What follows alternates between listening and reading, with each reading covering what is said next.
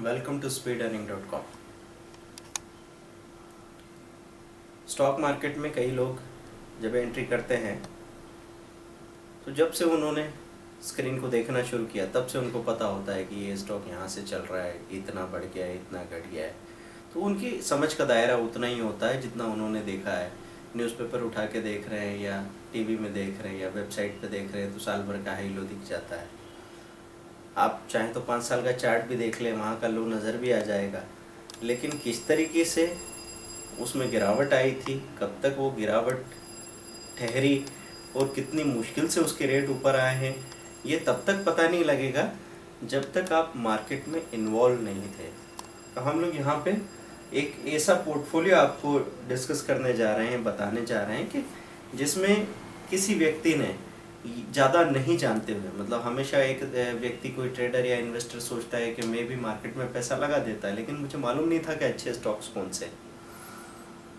तो एक व्यक्ति ने एक निफ्टी का एक शेयर खरीद लिया और कुछ मिड कैप और जूनियर निफ्टी जूनियर के कुछ स्टॉक्स उठा के रख लिए 2009 में।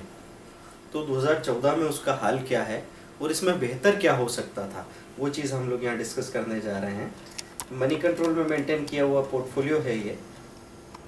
यहाँ पे आपको ऐसे नज़र आ रहा है कि स्टॉक्स का पोर्टफोलियो 1,50,000 रुपया तो इन्वेस्टमेंट था, उस पर टोटल गेन दिख रहा है ओवरऑल 47,000 रुपया, 31%। लेटेस्ट वैल्यू हो गई 1.98, मतलब 1,98,000। अब ये बता रहा है यहाँ पे श्री सीमेंट की लाइव प्राइस है अभी 9,091 रुपये का शेयर हो गया है। आज ये 35 रुपये गिर गया है। एक क्वांटिटी रखी हुई है, 1219 रुपये में लिया था। इस अकेले शेयर पे 8,000 रुपये का फ़ायदा हो रहा है, 645% का गेन है। लेटेस्ट वैल्यू इसकी बता दी यहाँ पे। HCL टेक जो 277 था उस वक्त, अभी 1,600 रुपये खड़ा है, इसमें 480% का गेन है। डॉक्टर रेड्डी लैब 583 था, अब ये 3,300 खड़ा है, इसमें 457% का गेन है। मारुति जो उस वक्त 868 था, उसमें 3,300 रुपीज़ अभी लाइव प्राइस चल रही है और इसमें जो गेन आया है 280% का।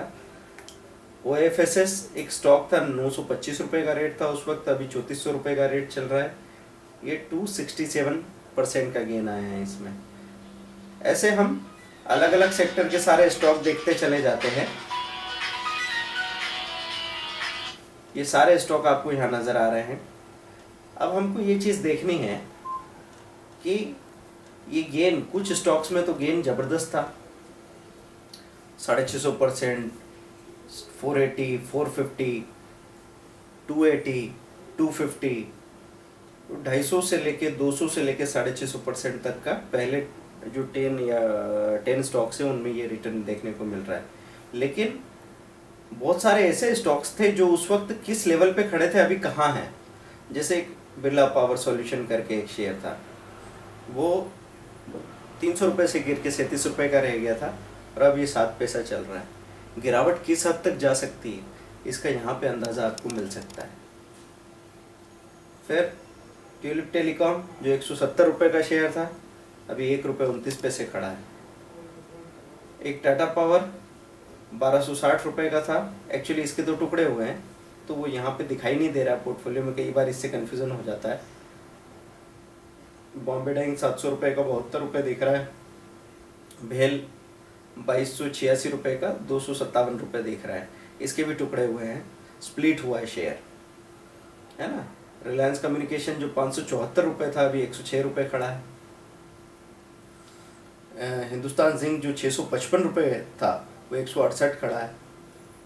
DLF जो उस वक्त 400 रुपये का था, अभी 126 रुपये पे है। रिलायंस कैपिटल जो उस वक्त 1170 रुपये का था वो 480 रुपये पे खड़ा है। HDIL जो 211 था वो 88 रुपये खड़ा है।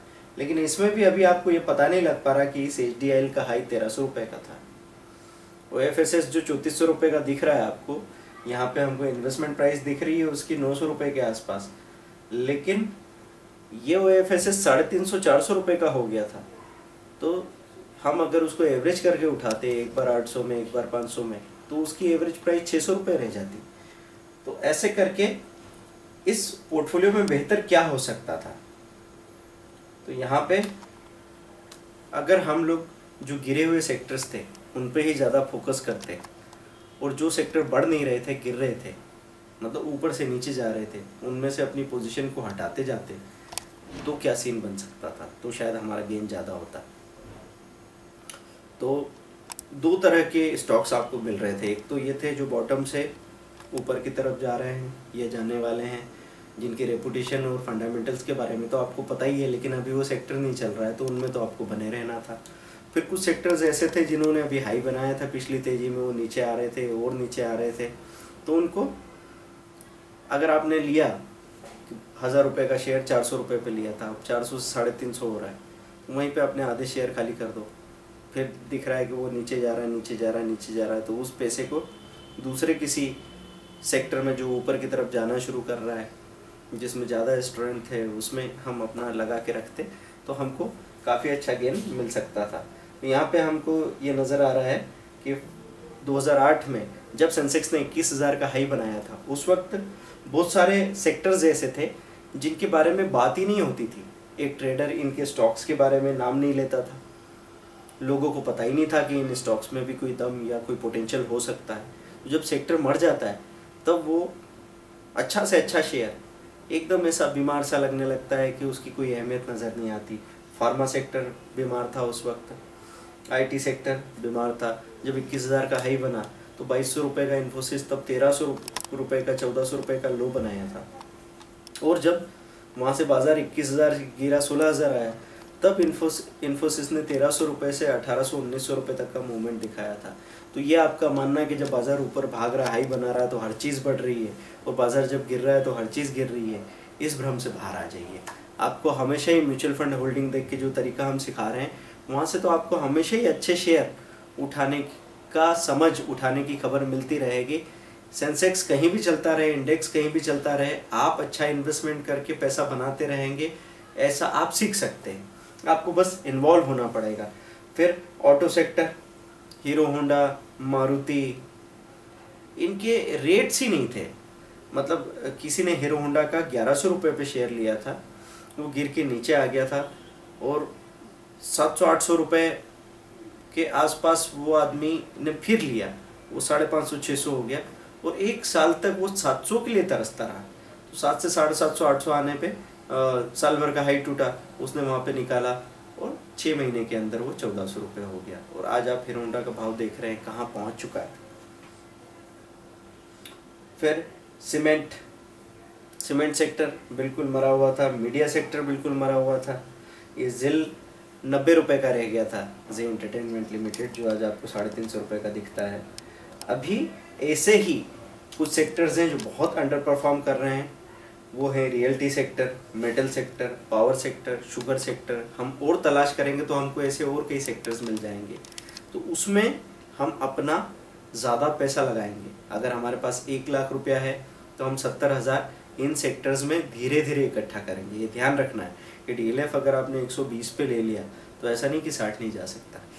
जब नए नए लो बनेंगे तो कहाँ तक बनेंगे उसका अंदाज़ा मत लगाइए। आप टाइम वाइज खरीदेंगे कि हर क्वार्टर में या 6 मंथ में खरीदते चले जाएंगे, 1.5 साल तक तो हमारी खरीदी चलती रहेगी।